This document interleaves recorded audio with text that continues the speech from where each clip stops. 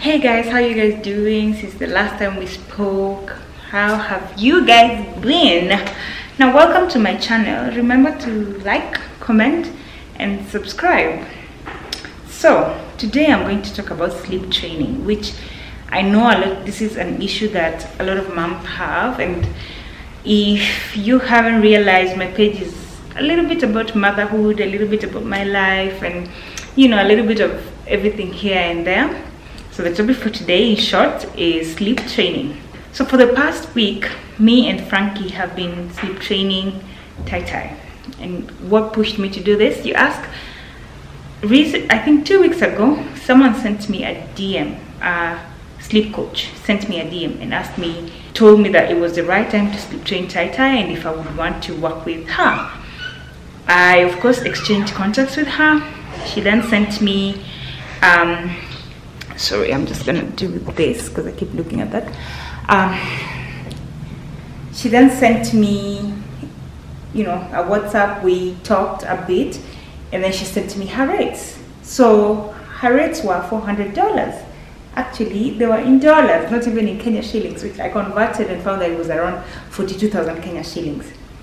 So I thought to myself, do I have to spend this money?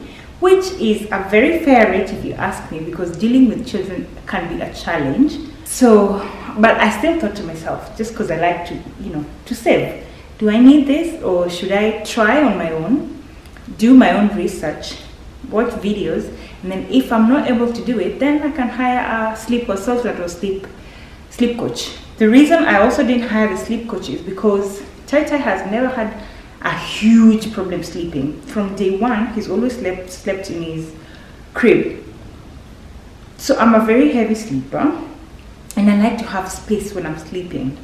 So I thought maybe sleeping with him, because sleeping with him would be a problem. I was so scared because I was a first-time mom. I'm a first-time mom, that I might roll over and sleep on him or anything. So I decided to just put him on the crib, even though it was challenging to always wake up and go and pick him up. It was just something that we did. So he's always slept in his crib. So me choosing to sleep training didn't involve something drastic like, I have to move him from my bed to his room or something like that. Even as of this point, he still sleeps in my room. I feel safer that way. He sleeps in my room, just in his crib. But maybe soon enough, I will have to move him when the sibling comes to create room for the sleeping. I don't think we can sleep all the four of us in one room. I'll deal with that later. But the main issue that I had with his sleep schedule is that we had to rock him to put him to sleep. And sometimes you would stay with him like just here, like just up and down, oh la la la la, for like an hour or two, and by the time you're done, your back is aching. My lower back is in shambles. I'm a CS mom, so my back has never really healed. And then now on top of that, I'm several months pregnant. So it got to when she messaged me, I thought this is actually a very good idea, something that I need to think about. So I went into my research mode, went to YouTube, went to the apps, looked at different pages on Instagram on how different people sleep train, and I learned a lot. I learned that everybody has different ways to train their children. People have different times, but then you just choose whatever you think will work best with your baby, because your baby more than anyone does. There were people that were doing the cry it out method, the very hardcore cry it out method, whereby you just put your baby in the crib or in his room and then you let him cry, even if he cries for 1 hour. Shauri yake, you just let him cry, which I don't think it was freaking me out. I wasn't ready for that. So what I did is I decided to go with the method of cry it out, but then check on him. So you put him to sleep, then you time yourself. You give yourself maybe 5 minutes, 15 minutes. Then keep checking on him, and every time you go in, maybe soothe him a little, rub his hair, try to pat his back, whatever method you use to make your baby sleep, and then leave again until they sleep. That felt a little bit more humane. I don't want to say, I don't know which word to use, because if I say humane, it seems like the other one is not humane. It felt more something that I could tolerate, something that I could take, because I'm very gentle with Tai. So I grabbed my phone. I was like, I'm ready, I'm gonna do this. I told his dad that, yeah, now I'm ready, I wanna sleep train tie-tie. I don't want to be rocking him anymore. Because even him, when he rocks tie-tie, he now gets all these shoulder problems. And for me, sometimes it would take like 1.5 hours, 2 hours for him to get to sleep, especially with me, because he just wants to play. So I was like, yeah, told him, it's time, we're going to sleep train this boy. He needs to learn how to sleep on his own. Because again, we don't want that when the sister or brother joins him, we have, you know, all this work. The thing is, I have a nanny, but I release my nanny early from her duties. So from 5:30, he winds down, and then 6, he doesn't do anything anymore. So I cook my own dinner. And then, most importantly, I feed the baby, I clean the baby, and then I put him to sleep. This is just a way of me getting involved in the baby's life, because sometimes during the day you get busy. So what I do is, in the morning, I feed the baby and play with him a bit. Then in the evening, I feed him and put him to sleep, and then wash him when when it's time to wash him. I don't wash him every day, I skip one day. To each their own, right? Yeah, so I want to do the same with even the other baby when the other baby comes. So I don't want it to get to a time where I'm overburdened with work. So fast forward. So that night, I asked Frankie to come in early. I think by the time he was coming in, I had already changed the baby and put him in his room. Another thing, let me just quickly before I forget, one thing that you have to do when you're sleep training is you have to get a routine. That's something that I read everywhere. So get a sleep routine. So even it can be a simple thing like just switching off the light, or it can be, changing him into his night clothes, his pajamas, or changing his diaper, or even just wiping his face, wash.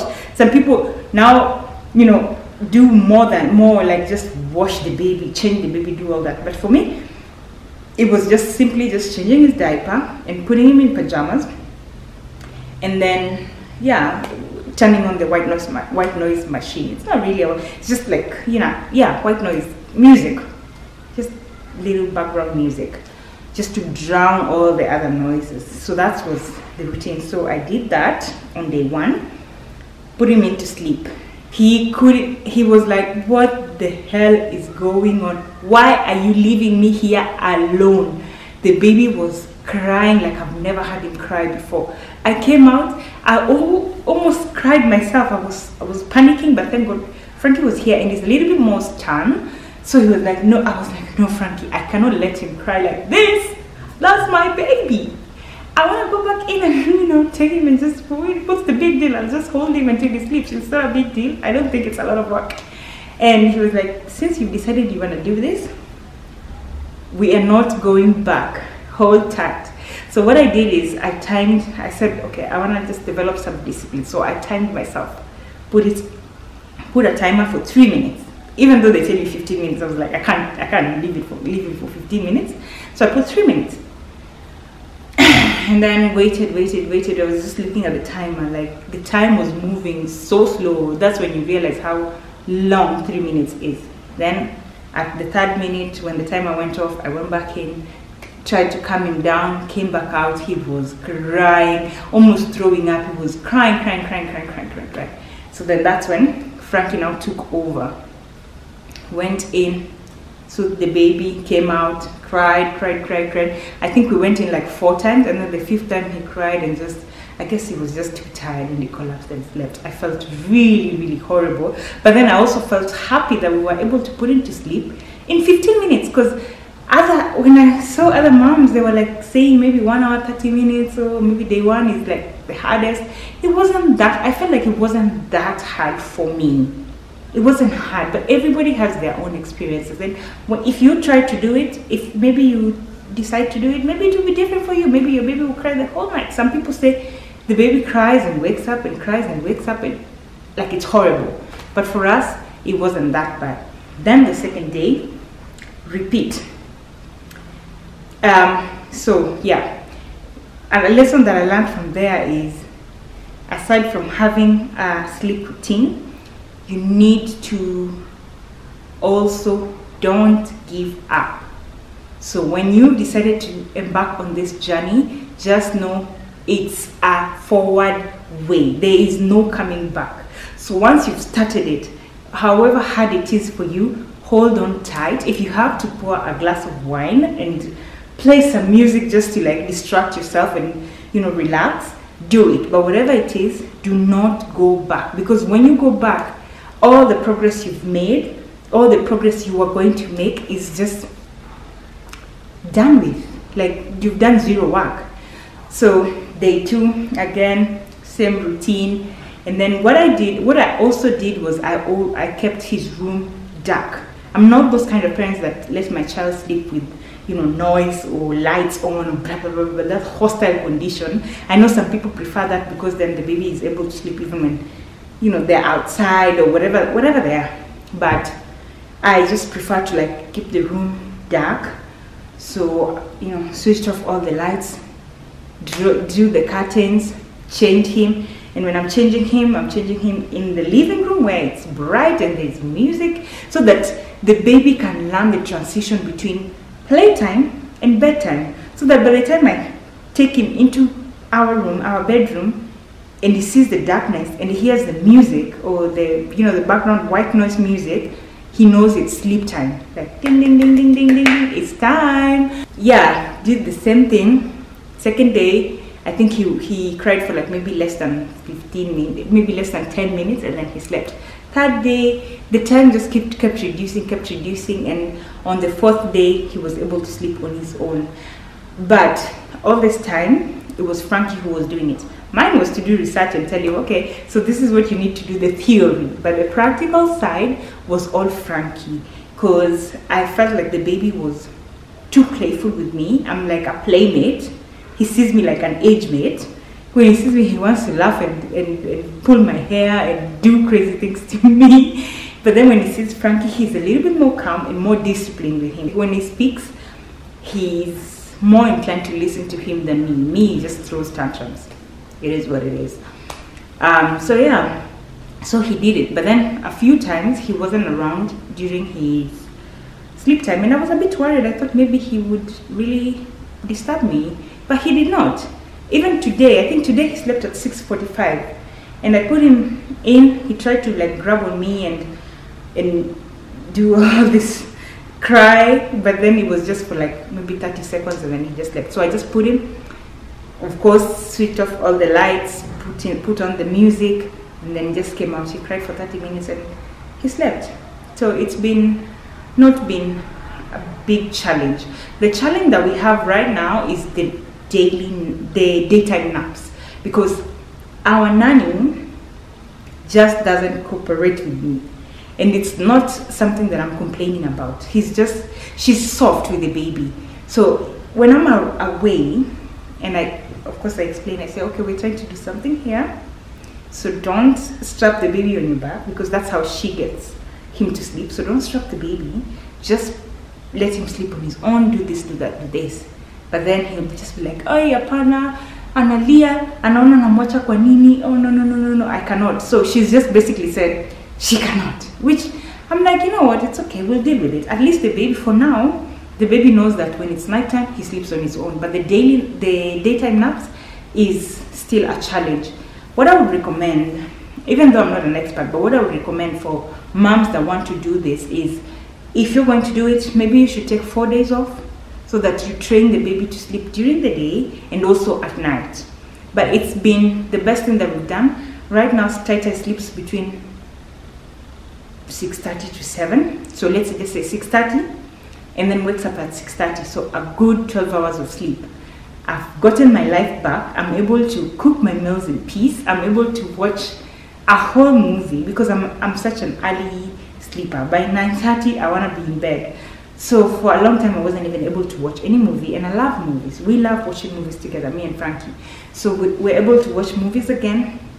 I'm able to cook my meals, relax just before I go to sleep, and even work a little bit. So it's something that I would really recommend. So my lessons in summary are: don't give up, be strong, have a nighttime routine, and just be awesome, because you're awesome, mom. Bye. Good luck in your sleep training journey, and do not forget to tell me what kind of content you want me to be giving you guys. I'm still working hard on this channel, and I'm hoping to, like, improve and better my skills, vlogging skills, editing skills, and all that. But in the meantime, thank you guys for sticking with me. Bye.